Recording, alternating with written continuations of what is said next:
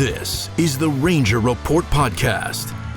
News, insights, predictions, interviews, and information about the Texas Rangers from the major leagues to the minor leagues. And now, here are your hosts, Ben Dieter and CJ Berryman.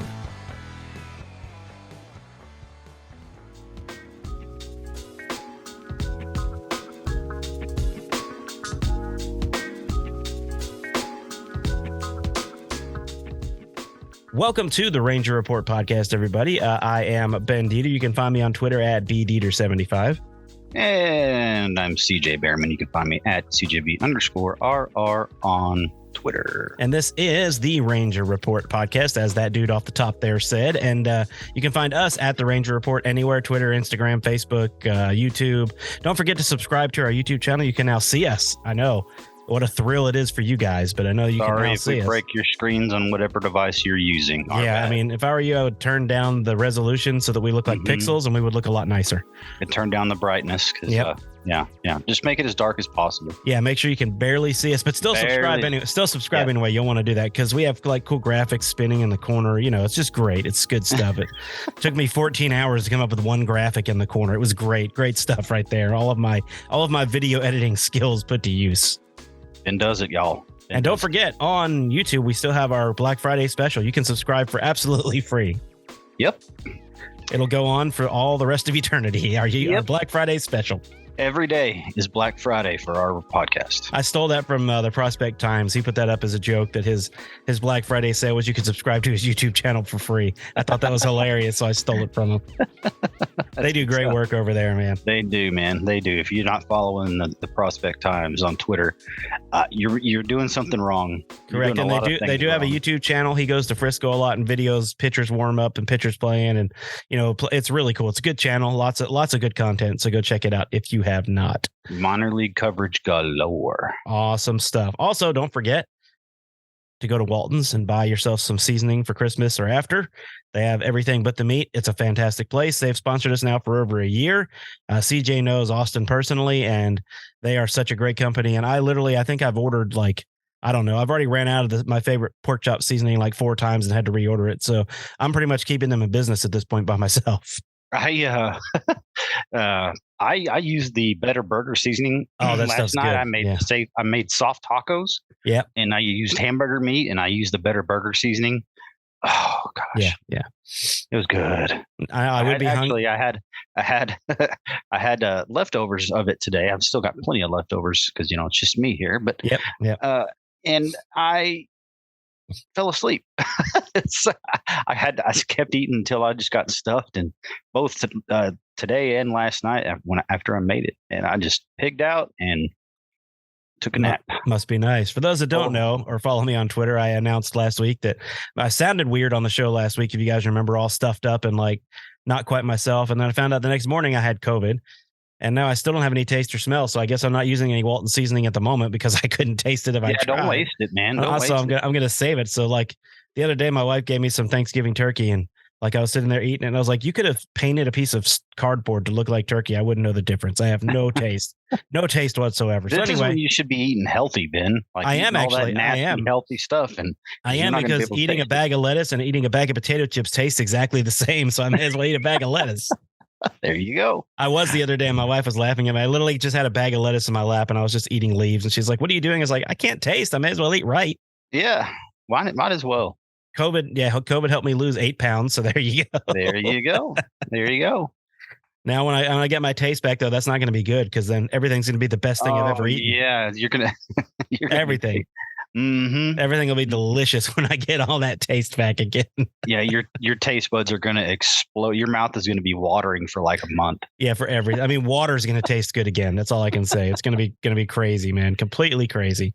Yeah. So anyway, since we spun way off track, we wanted to break some giant news if you haven't heard it. I mean, it's almost 24 hours old at this point, but the Rangers have re-signed Martin Perez, right? That's the big pitching news. Is that right, CJ? Yeah, it's a little older than 24 hours, but yeah. Martin Perez accepted the qualifying offer. Of course, last night the Rangers kind of shocked everybody, including us, by inking Jake DeGrom to a 5-year deal. 5-year deal and 185 million, I believe, I believe that's right. What it was, and it's awesome. It was the offseason for him and for us. We talked about it last week. Was super interesting because he came out right as the season ended and flat out said, or flat out reached out to the Rangers. And, I mean, it was out there that, DeGrom reached out to the Rangers and said he'd be interested in pitching. So he put his money where his mouth was. Well, his new money. Yeah. He signed that 5-year deal. Now he's going to be 33 in June. Yep. 5-year deal. So by the end of the contract, he will be 38. Yeah. 38. So I don't think they expect him to be the stud ace at 38. Not be the ace at 38, no. But and you want to see him be healthy, and it's the same thing as we discussed off air with John Gray too. Yeah. If you have DeGrom and Gray healthy, and Martin Perez does what he does last year, and Odorizzi eats some innings for you. I mean, eat some pitches solid. You got a 4-man right there that's good, and now I wouldn't doubt. I'm not kicking him out of the running for another a high-profile pitcher, which actually opens up some avenues to make some trades with your young pitching. So I don't know what the plan is. Chris Young has not screwed around. No, we are liking what he's doing so far, that for sure, and not just with the player personnel, but with the staffing as well. And correct, we're gonna dive into that more here in a minute. But Jacob DeGrom has not had a healthy season for 3 years. He has not made more than 15 starts in a season for the past 3 seasons. That was 2021.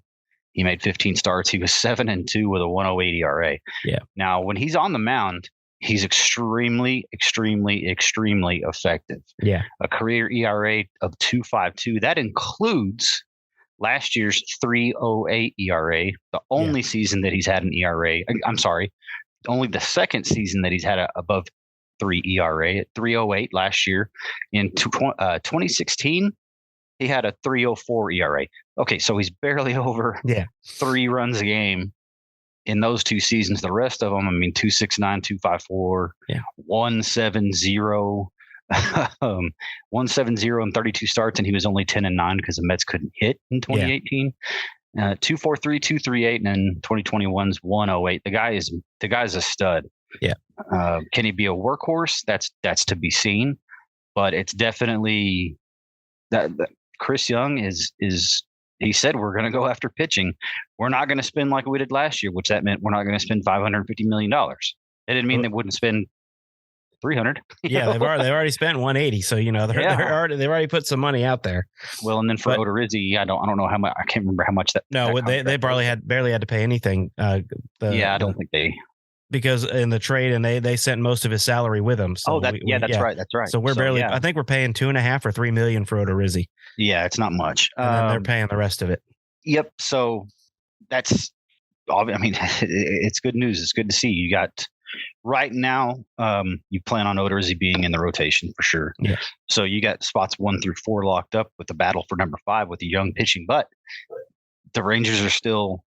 They're not shutting the door on any other big signings or even a trade now. Nope. So no, because they got plenty of guys. And you think about that.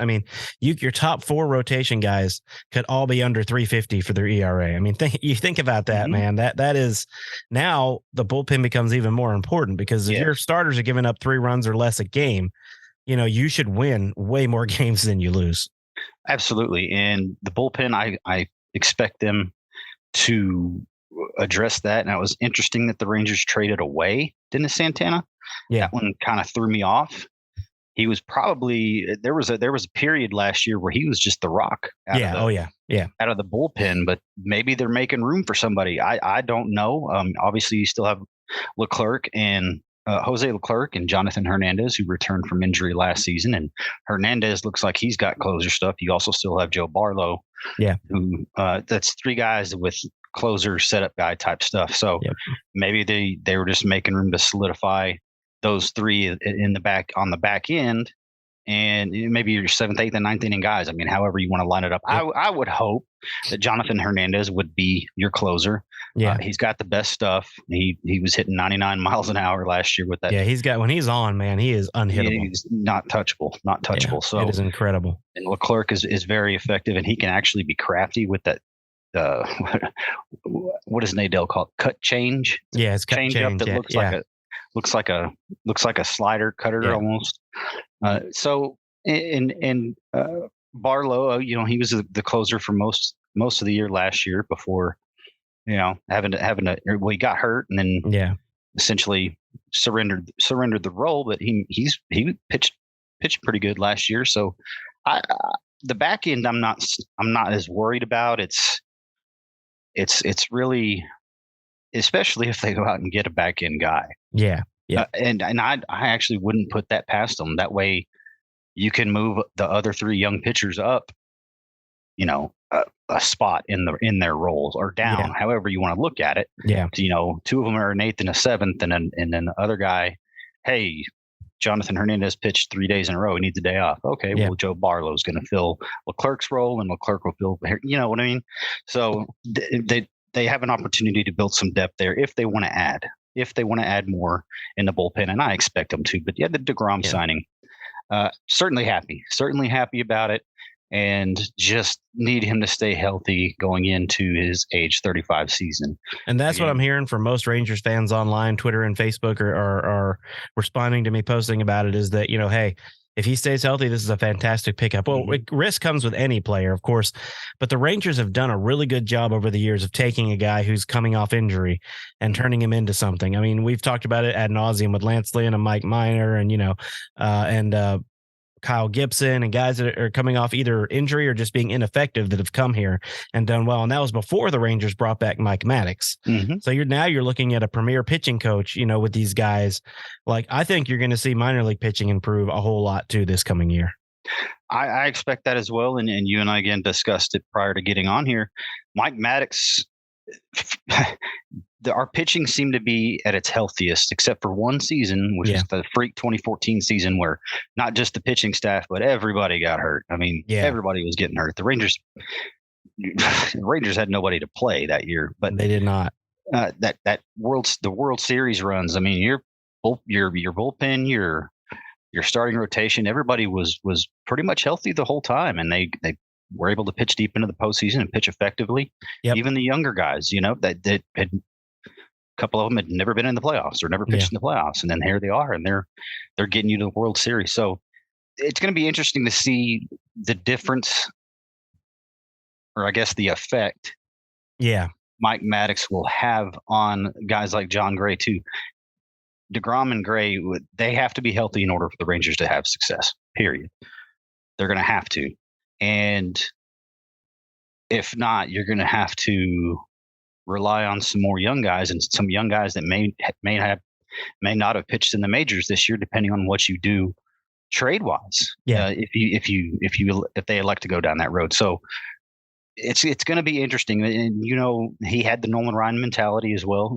Nolan brought him in for those runs, and it's pitch count shouldn't matter, although it does. Let's not pretend. It does matter now. It's a big factor into how long a guy goes, especially depending on where they are health wise, coming off injury. Yada yada. There's a ton of factors. The pitch count does matter, but Mike Maddux was able to maximize the pitch count with the pitchers instead of having to limit them. You know what I mean? Well, I mean, the Rangers pitched a lot more complete games back then because they were way more efficient with their, and that's the one thing that Martin Perez did, is he got way more efficient this past year, and which is one thing that made him so good. And now I think with Maddux again, I think you're going to see. I think Martin Perez is who we saw last year. Now, I mean, I don't think he's going to be that good every year, but I don't ever see him going back to like the 5.50 ERA guy. I think, especially not now with Mike Maddux and with the guys around him, he's kind of protected in that pitching rotation. And you got John Gray and you got DeGrom in front of you. I mean, Martin Perez is your third or even fourth option if Odorizzi does really good. I mean, you've got a pretty dang good rotation if Martin Perez is your third or fourth option. Yeah, and I would expect him to be second or third to start. Odorizzi, you just have to hope that that last year or the past few years, however long it's been that he struggled, that it's just an anomaly and not it's the exception and not the rule or whatever. But the Rangers took a flyer on him because they have guys like Cole Winn and, guys like that in the minors that are just right on the cusp of getting here, Yeah. So they if Odorizzi doesn't work out, they're not completely, stranded or screwed. Yeah, and you still got Dane Dunning, you got Glenn Otto, Cole Reagans. Yep. Spencer Howard's name is still there, although I actually see him becoming a bullpen pitcher. Yeah, either that or in a trade. And Hearn can be the Scott Feldman, which that's incredibly valuable. Yep. Be that long relief / swing spot starter. Spot starter. Give a guy an extra day, or skip a spot in the rotation for a guy. Let Hearn go in there, give you 5. And, they've opened themselves up to a lot of different opportunities. Their flexibility in the rotation now is better than it's been in years. I mean, since the World Series years. So, and we're going into this year with our eyes open, unlike 2010 and 11. Mm-hmm. Like I don't know about you, but I didn't see 2010 coming. No. Like all of a sudden, I remember when they swept the Yankees in the regular season. I was thinking, okay, we might have something this year. Yeah. That 4-game series in Arlington where they won 4, including beating Mariano Rivera 2 of those 4 games. I don't know if you remember, but Mariano hit Jeff Francoeur for a walk-off hit by pitch in one of those games. And I was thinking, okay, there's something to this team, man. They've got something going on. Yeah, that was the late season push where the Rangers said, hey, we're here. Yeah. Josh Hamilton hit 359 that year for the MVP, and he won the MVP, and he was injured for a little bit too. I know, that was crazy. Dude, I mean, when that's like one guy we don't have in the lineup right now. We don't have the guy that when he comes to the plate, all pitchers fear him. Josh Hamilton, when he came to the plate, everybody feared him. No one knew. I mean, it didn't matter if you threw the ball down in the dirt or up at his head. He might hit a home run off of that pitch. He's going to put it somewhere hard. Yeah, or he's going to put it somewhere on the field, and we just don't have that guy right now. No, and I mean, Josh Hamilton was honestly a generational type player. I agree. Now, I don't know. We want Corey Seager to be that guy for sure. I expect him to have a better year than he did last year, average-wise. But the thing about Josh Hamilton, too, is his defense was incredible as well. Oh, my goodness, yes. Where Corey Seager's defense was pretty not suspect, but not $359 million or $329 million worth of defense last year. No, if you base the money off of the way he played last year, he was absolutely not worth that.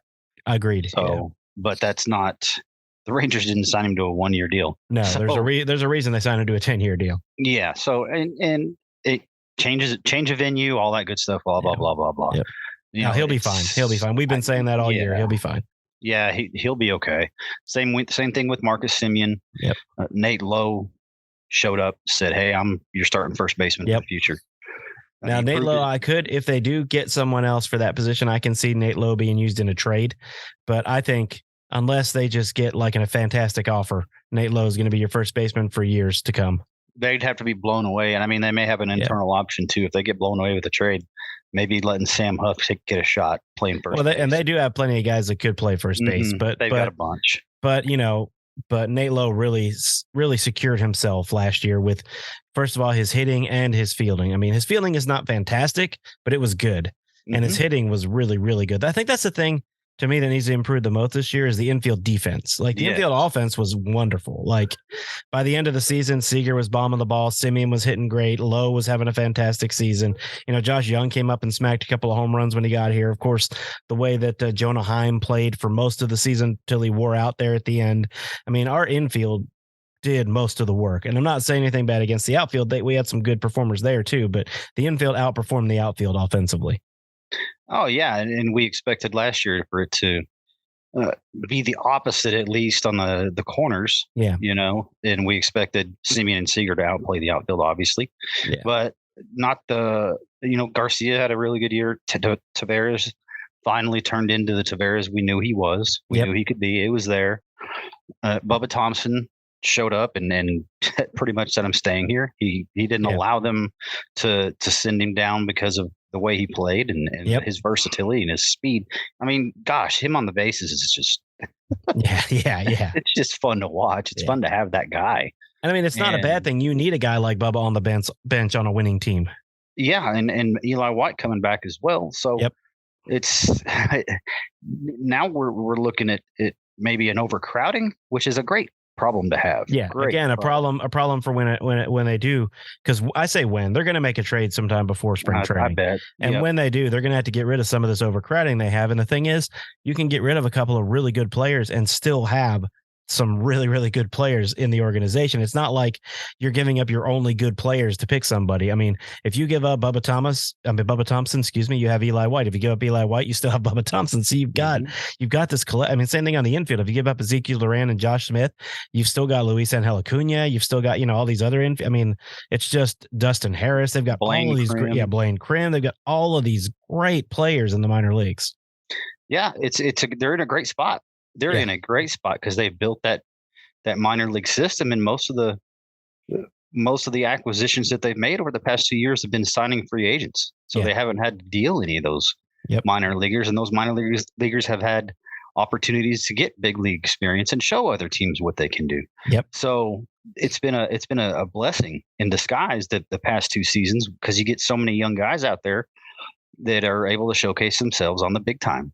And that's what happened to Solak. That's part of the Odorizzi trade was somebody wanted Solak, and we were like, all right, because he showed that he can play in the major leagues. He wasn't great this year, but he was good enough. He got used in that trade.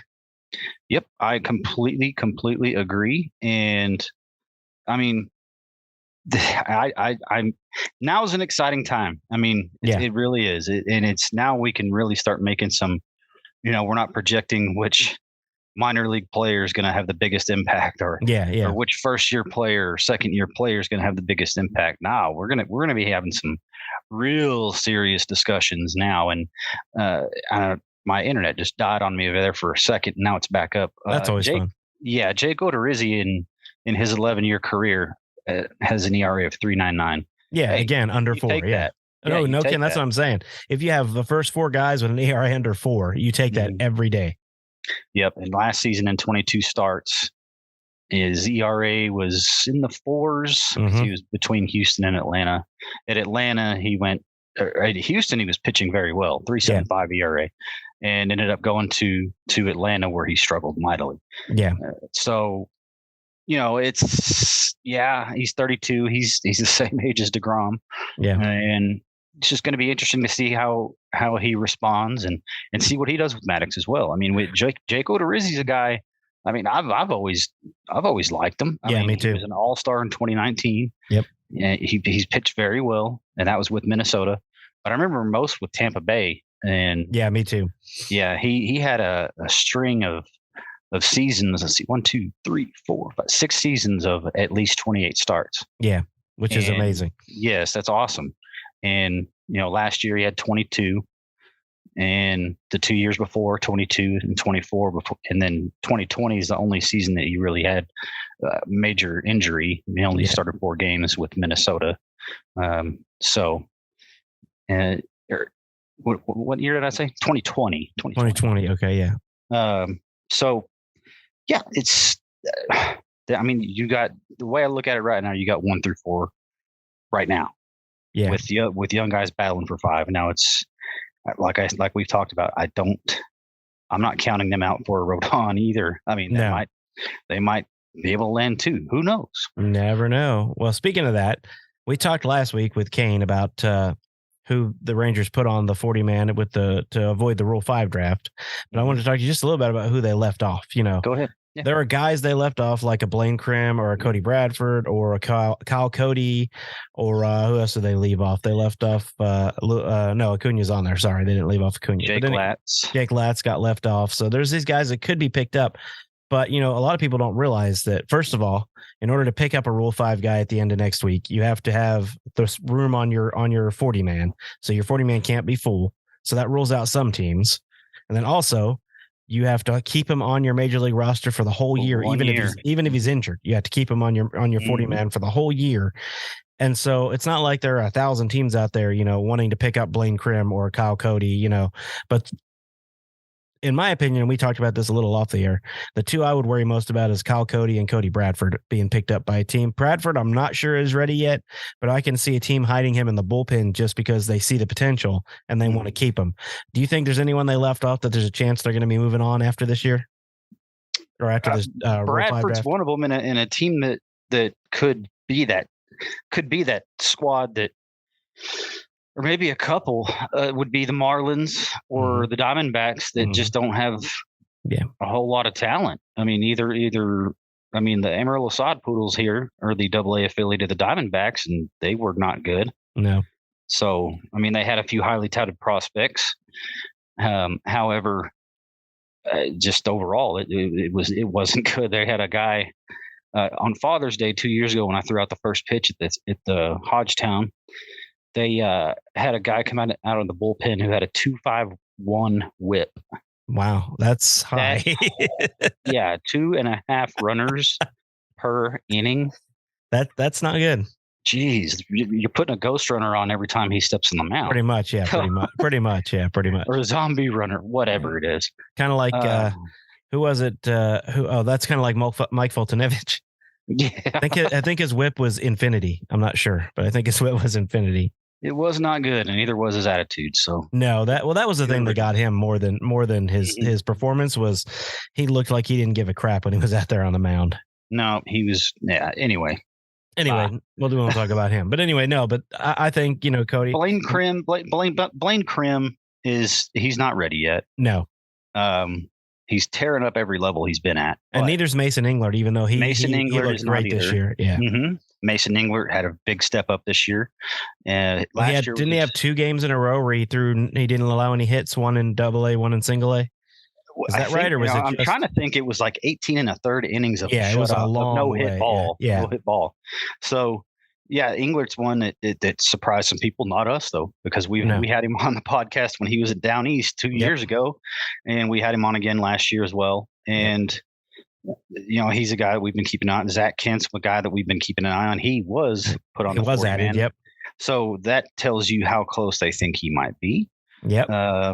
Cody Bradford, Cody Bradford and Kyle Cody, I could see. Yeah. I could see being taken in the Rule 5. I mean, by a team like that's not expect, kind of like what the Rangers were the past 2 years. Yep. I can totally see them picking them up and putting them on the 40-man or on the 25-man for an entire year and just let them take their lumps, keep them for a year, because then after that, you can send them up and down like the Rangers. Well, and no Rule 5 last year saved the Rangers because they would have lost a few of these guys that they have on the 40-man right now. Yeah, if there been a Rule 5 last year, I think Bubba would have gone. I think Cole Reagans might have gone. I think Jake Latz is one that could also go. Jake Latz is one that could also go. That's correct. I certainly hope not. But he didn't have his best year this year, but the potential is definitely there. He was up and down. Yeah. But I mean, so was Cole Winn. So yeah, Cole Winn finally had some failure. Yeah, and I'm glad it happened in the minor leagues. Yep. While he's still developing, and we'll see how he responds from it. Well, you remember Zach Kent started the season terrible. Mm-hmm. He started the season just awful, and then he had an injury, and then when he came back from that injury, he started building up, and he just got better and better and better. Mm-hmm. And thanks to us, remember? yeah. Thanks to us. And Zach Kent, there was a string there where he was pitching so well, he just kept getting on the podcast. The days that he pitched, he wanted to be on the podcast. We had him on, I think, 3 times in like 5 weeks. It was something like that. It was crazy. Yeah. And love that kid, man. That was fun. Yeah. And we'll be having him on again this summer. And this winter. Yeah. Or winter. Yeah, and also Ricky Vanasco will be coming on. Ricky Vanasco, yep. So we got plenty of guests coming. We're working on some others. We're not. It's not an off season for us. This is where we like to. Yeah, this is where we love it. Yeah, we try to get as many guests on as we can while they have some free time. Yeah, but we've had some good ones so far, and we are going to continue. So don't worry that we're done with that. We're not done with guests. Right. So, it's a little harder over the holidays, around Thanksgiving week and with Christmas coming up. Come January, we'll probably be. I mean, last year that was when we really hit it. When we had a ton of people on, was after Christmas through February. Yeah, Thanksgiving to, dang it, TCU lost. Are you serious? Yep. Oh, man, that's a bummer. So, what was I saying? Yes. Yeah, sorry. From Thanksgiving to New Year's, really, it's going to be a little slow, which is to be expected. I mean, you got 3 holidays bunched in there,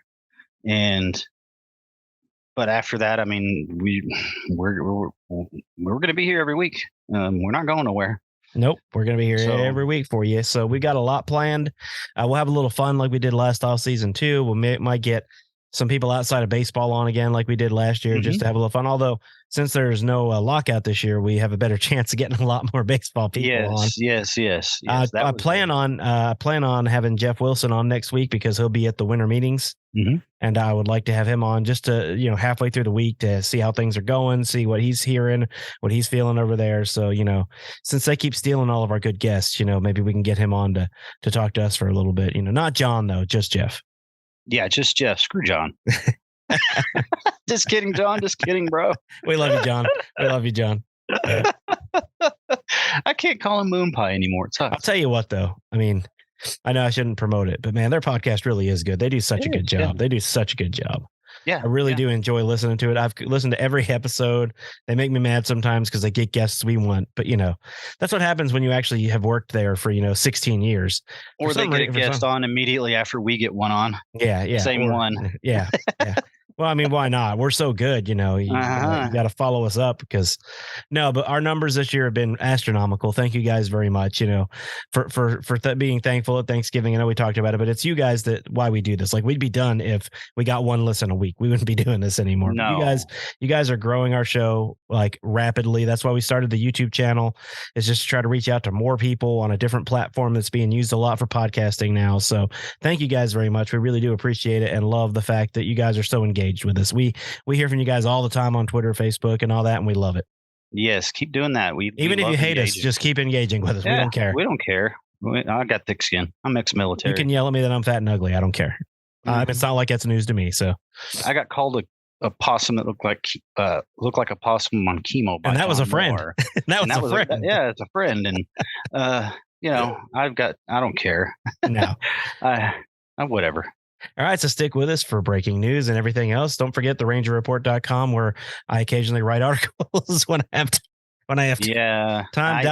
DallasSportsNation.com is where we post every Monday, so don't miss that. Of course, Kane McCutcheon, who's been on here a lot, also writes for Dallas Sports Nation, does a great job. He posted an article on DeGrom last night. You should go check out like right after it happened, so kudos to him.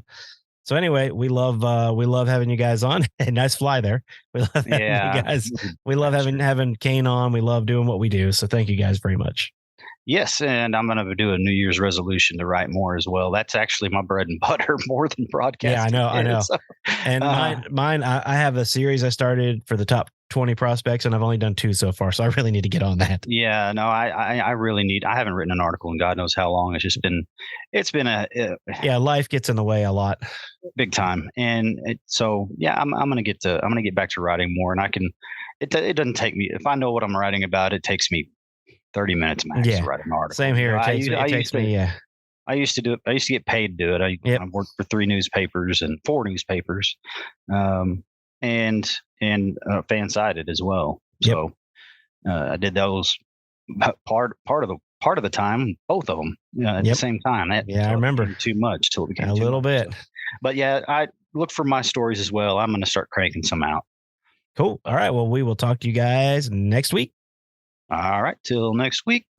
Deuces. Thanks for listening to the Ranger Report podcast. Find us on Twitter, Facebook, and at therangerreport.com.